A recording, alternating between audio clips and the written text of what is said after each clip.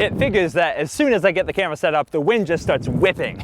I guess that's the price you pay for a pretty background, but you'll have to excuse my hair just going absolutely everywhere during this. Hi, I'm Mitchell from DPReview, and I think it's time to review the Nikon ZR.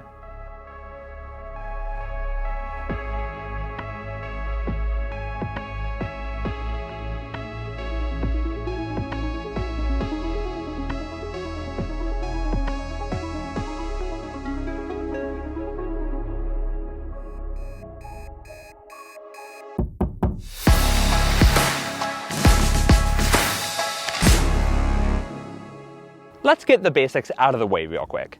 The ZR is a full-frame camera that uses the same 24 megapixel sensor as Nikon Z6 III, but in a more gimbal-friendly box-shaped body.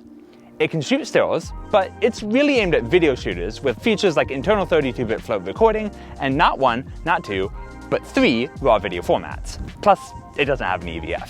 Over the past few months, I've been using this camera to produce a whole bunch of videos, from short-form vertical content for social to longer scripted videos for YouTube, including this one, which is why I'm not holding it right now. While it's absolutely risen to those tasks, I still can't help but feel like this is a camera caught between two worlds.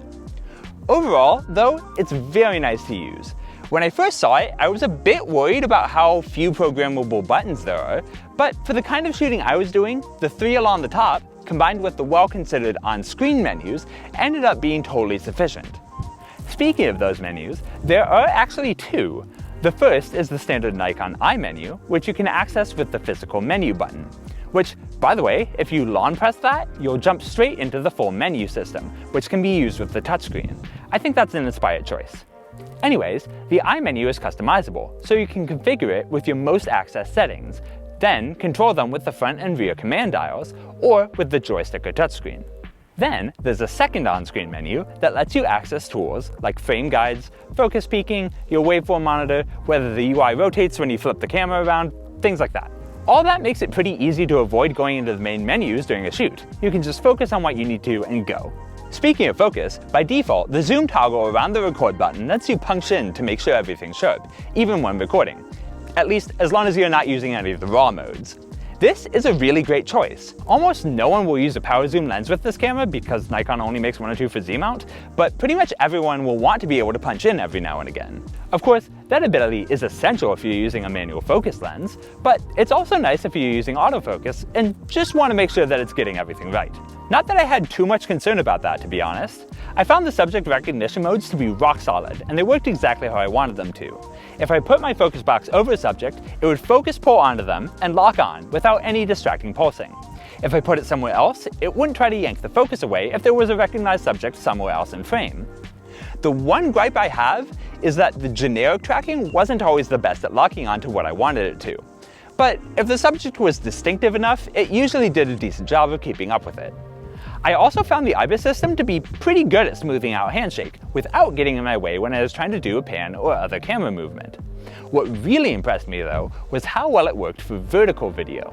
We typically consider Panasonic cameras to be the gold standard for IBIS, and while their stabilization for horizontal videos is still a bit better than the ZR's in my opinion, I found that Nikon's algorithms are noticeably better for vertical shooting. Though, having used other modern cameras, I sometimes found myself wondering why I had to shoot vertically at all, instead of being able to use an open gate mode. I suspect there will be some people annoyed by the ZR's omission of that particular feature, and indeed I'm one of them, as I often use it when I'm shooting these kinds of videos for our YouTube channel and social platforms. But I don't think the lack of a niche feature like that should be taken as a sign that Nikon isn't ready to make a serious video camera. Though, there are some other things with this camera that I'm kind of surprised weren't caught in testing. So, my first gripe. The microphone and headphone sockets are a bit too close to the screen, limiting how far you can tilt it when you have something plugged into them. Also, and this may just be a me thing, but when I have the receiver for my DJI wireless mics plugged in, the cable comes out at just the right spot to cover up the power button, making it very difficult to press.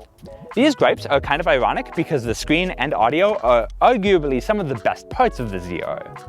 Now that I've used this, I want a bright 4-inch display on every camera that I use, and the same goes for internal 32-bit float audio. Essentially never having to worry about my audio peaking was so nice when I was shooting run and gun on the CP Plus show floor, and when I'm shooting videos like this and don't have someone to monitor the camera for me. Back to complaints though.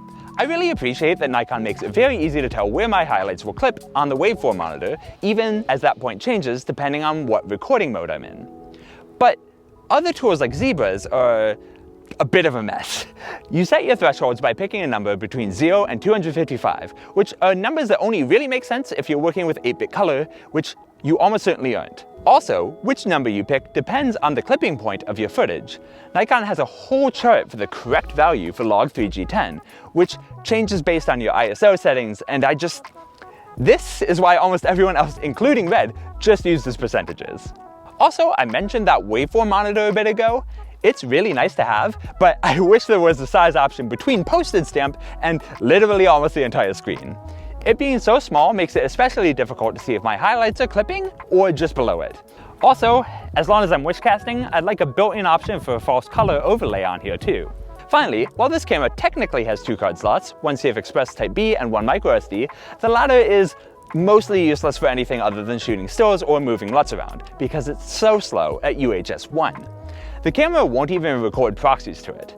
Plus, it being microSD means I'd have to use an adapter to plug it into my computer anyways, same as with CFexpress. And having to do that or use a USB-C cable to offload footage is kind of a pain, especially on Macs. Alright, you know what? I'll take it back. It lets you record pretty much any of the H.265 modes onto the microSD card, so it's definitely not useless. Though it doesn't warn you when you're trying to record it raw that it won't do it. It just, gives you a tiny little display there saying, hey, something's wrong. Doesn't tell you why though. I also wish the cards weren't in the battery compartment, where they're hard to impossible to get at if the camera's on a tripod or gimbal. That seems like a bit of a silly choice for a video camera, though space is obviously at a premium here. Now, most of those complaints are nitpicks, and some of them could even be solved with a firmware update, which Nikon has historically been pretty good at. And realistically, I think this camera's target audience of owner-operators, YouTubers, people doing low to mid-range commercial work, and film students won't even notice a lot of them. They'll probably be too busy appreciating the fact that it only costs $2,200, shoots pretty good H.265 footage, with a few caveats that we'll get to in a moment, and the fact that it includes features that aren't always standard on production cameras, like autofocus, IBIS, etc. Plus, R3D NE's use of Red's sophisticated log 3G10 means you can grade footage from this camera with a wide array of professionally designed LUTs. And if you can impress a client or two with that, or by having a camera that says Red on the back, who am I to rain on that parade? With that said, I think the ZR's video performance doesn't always live up to the expectations that its range of features promise. For example, its sensor has relatively noisy shadows, and you'll end up seeing that when shooting in RAW or log. And that's despite the fact that, in H.265, it bakes in more noise reduction than the Z6 III does. Another ding against the H.265 modes is that for the first second or so, they use a really low bitrate, making the footage noticeably softer. It's also clear that the red logo on the back means it's a camera from Nikon designed with input from the folks that make production-level cameras, not that it's a production-level camera itself. If you buy it for vlogging, but then want to expand past that, you'll probably run into some issues, like the fact that the micro HDMI port makes it harder to use an external display or monitoring system. There's still a ton to recommend it though. Nikon is clearly figuring out what video shooters want, and it shows in the ZR's well-considered video options, great rolling shutter rates, and large screen. And it's taken those and added features like IBIS and great autofocus that it's honed in its stills and hybrid cameras. And again, I cannot emphasize the price enough. Sure, there are other cameras that are very capable at video for the same price or cheaper, but they all have compromises compared to the ZR.